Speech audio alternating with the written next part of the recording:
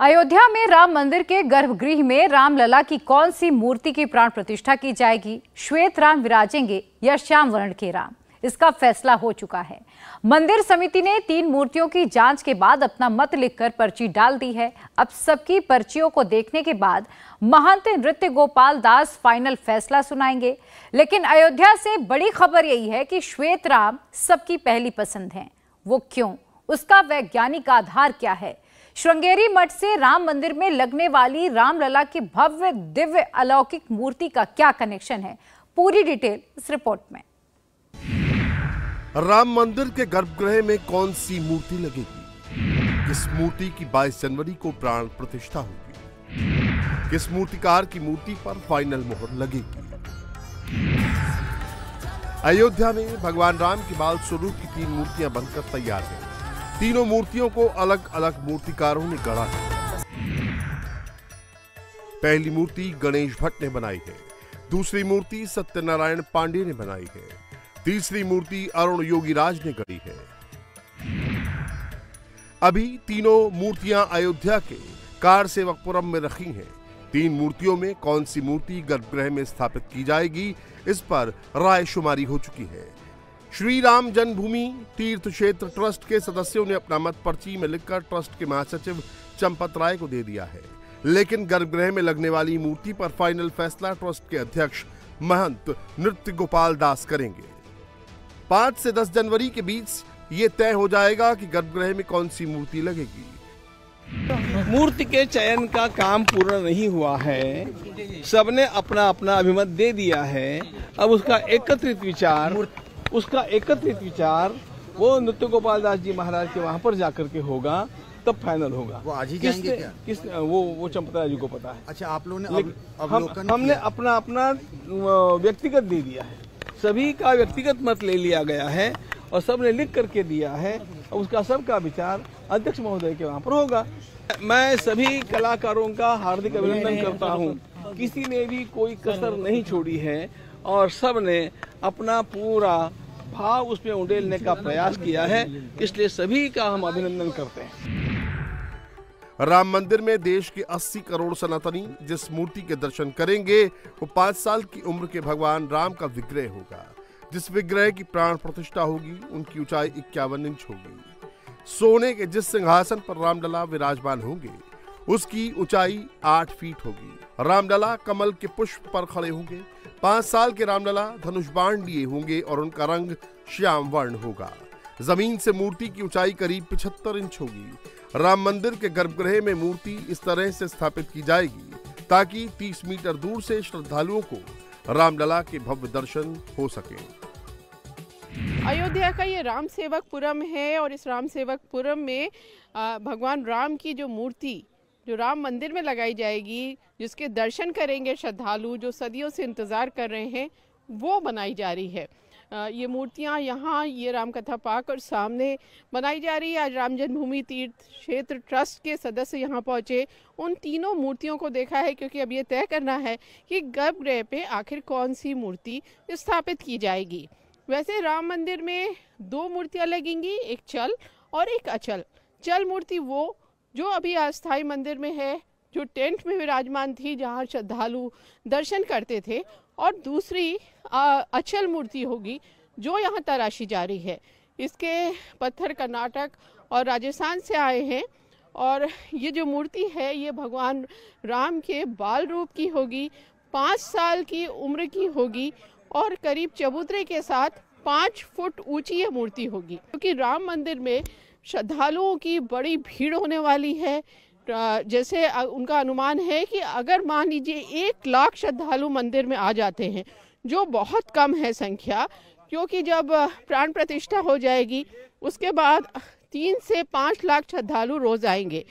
तो अगर 1 लाख श्रद्धालु रोज आते हैं तो वो सिर्फ 20 सेकंड दर्शन कर पाएंगे, और अगर 75,000 श्रद्धालु आते हैं तब 1 मिनट दर्शन हो पाएंगे, और 30 फीट दूरी से दर्शन हो रहे हैं गर्भगृह में।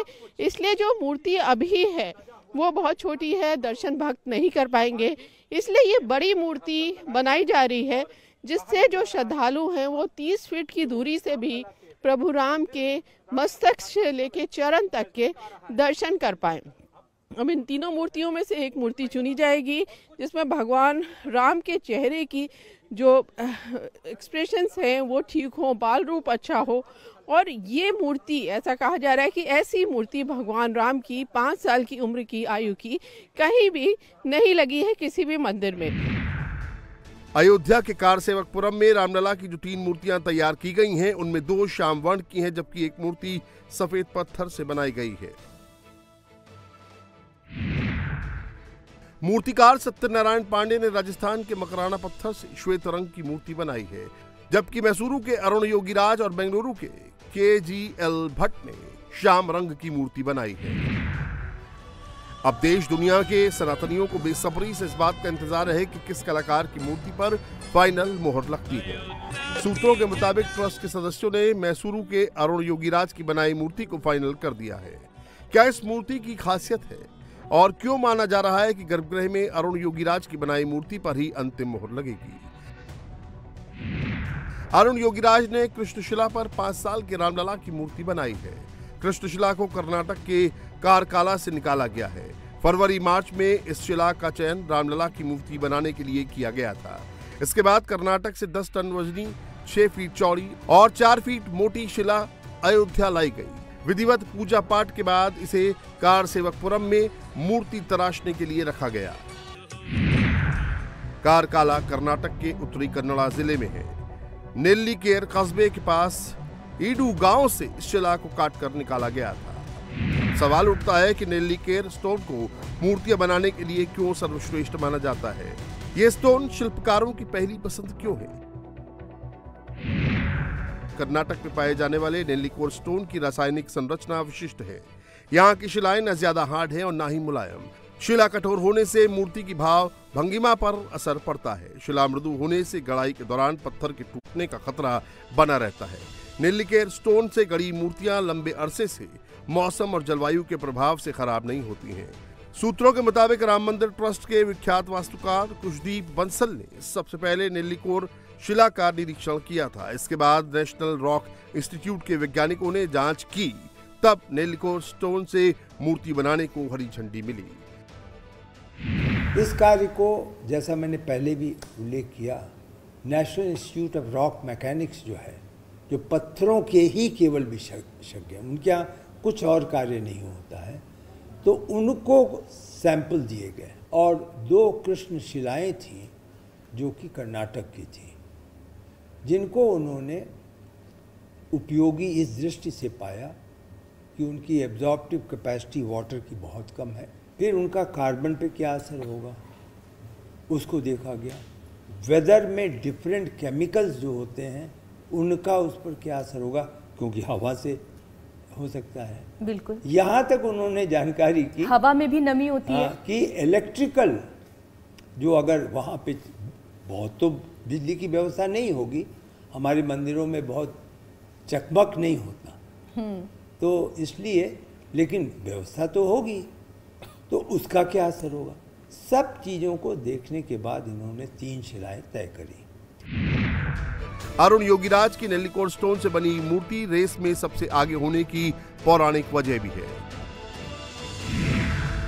कारकला कर्नाटक में तुंगा नदी के तट पर बसा है, जो पौराणिक आध्यात्म शहर श्रृंगेरी से करीब 60 किलोमीटर दूर है। श्रृंगेरी का जिक्र त्रेतायुग में भी मिलता है। इस जगह का नाम ऋषि श्रृंग के नाम पर पड़ा है। रामायण में इस बात का जिक्र है कि ऋषि श्रृंग ने ही पुत्रहीन महाराज दशरथ के लिए पुत्र कामेष्ठी यज्ञ करवाया था, जिसके बाद महाराज दशरथ के घर भगवान श्री राम, लक्ष्मण, भरत और शत्रुघ्न का जन्म हुआ। रामलला की मूर्ति के चयन में ट्रस्ट के सदस्यों ने इस पौराणिक कनेक्शन का भी पूरा ध्यान रखा। सूत्रों के मुताबिक सभी सदस्यों का जोर इस बात पर था कि रामलला की मूर्ति का चयन उसी श्रृंग ऋषि की तपोभूमि से हो जिन्होंने राजा दशरथ के लिए यज्ञ किया था। असल में कुछ चीजें बताने की नहीं है, इतना अच्छी बनाई गई हैं, इतनी अच्छी बनाई गई हैं कि हम तो कोई निर्णय कर ही नहीं पाएंगे। ठीक है, किस रंग में होंगे रामलला? नहीं बता सकते। श्वेत होंगे, श्याम होंगे? पता नहीं है कौन से होंगे, भगवान है, रंग बदलते रहते हैं। कैसा अध्ययन किया है उस काल का और कैसे कैसे मेहनत की है, सचमुच निर्णय के लायक ही हम लोग नहीं हैं। उनके परिश्रम, ईमानदारी, चिंतन, सिर्फ इतने परीक्षार्थी के अपने विषय का चिंतन करता होगा जितना मूर्तिकारों ने किया है। संतों की तरफ से कुछ न कुछ चर्चा हुई है, अब बाकी विचार होएगा। अब राम भक्तों के मन में सवाल उठ रहा है कि राम मंदिर के गर्भगृह में नई मूर्ति की प्राण प्रतिष्ठा होगी तो उस पुरानी मूर्ति का क्या होगा जिसकी अभी पूजा हो रही है। इसका जवाब यह है कि गर्भगृह में भगवान राम की दो मूर्तियां होंगी। एक वो मूर्ति जिसकी अभी पूजा होती है और दूसरी नई मूर्ति जिसकी 22 जनवरी को प्राण प्रतिष्ठा होगी। अभी जो मूर्ति है वो आकार में छोटी है, इसीलिए बड़ी मूर्ति लगाई जा रही है।